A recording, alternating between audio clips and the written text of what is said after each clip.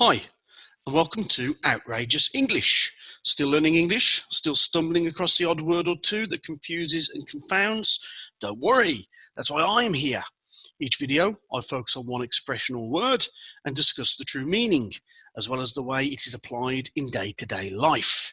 And don't forget, the full transcript for each video can be found in the description below on YouTube. So, sit back, cocksuckers, and learn outrageous English from a native. Today's word, muff, M-U-F-F, muff. The etymology, etymology 1, an old word this, with recorded evidence dating back as early as the 9th century from the Old French moffle, meaning mitten or thick glove.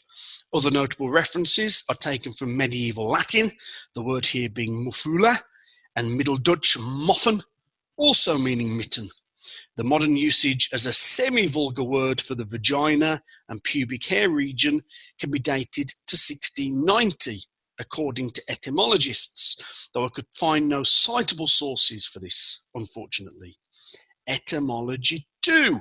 The origins here are far less clear, but this usage relates to making mistakes or doing things badly, and the nearest we seem able to tell is that it is taken from the old German verb muffen, meaning to sulk. Word types of muff: a noun, a verb, and as part of a phrasal verb. Okay, usage 1. As a noun, something warm we put our hands into, like mittens, or something warm we put on our heads to keep our ears warm, then called earmuffs. Example 1. My fingers always get cold in the winter, so this year I bought myself a pair of muffs. Example 2. Arctic explorers wear earmuffs to try to prevent frostbite. So, warm items of clothing for the hands and ears. Usage 2. As a noun, a mildly vulgar term for the vagina and or pubic hair of a woman. Example 1. I like a woman with a nice big hairy muff. Example 2. I think I might need to go to the doctor. My muff is really itchy. So it's a bit vulgar, but it also sounds a bit childish as a way of referring to the vagina and pubic hair of a woman. Usage 3. As a noun, though with the suffix diver to give us muff diver, a pejorative description for a lesbian. Example 1. You know Tina? Turns out she's a muff diver. Example 2. I don't mind the gays at Pride, but the muff divers really irritate me.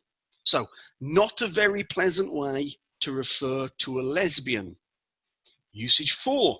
As a verb, though with the suffix diving to give us muff diving, a mildly vulgar term for cunnilingus, otherwise known as oral sex performed on a woman. Example 1. I really don't understand men who refuse to muff dive. Example 2. Muff diving is the best way to give my wife an orgasm. So, slightly vulgar as a means of talking about cunnilingus. Usage 5. As a phrasal verb, with the addition of a pronoun followed by the preposition up, to muff something up, to make a mistake or do something badly. Example 1. The exam was really hard. I think I muffed it up. Example 2. Whenever I try to do the DIY, I always muff something up. So, when we feel something has gone wrong or we have performed badly, we can say we have muffed it up. Okay, that's it for today, guys. Please subscribe to this channel and make sure you don't miss a single video.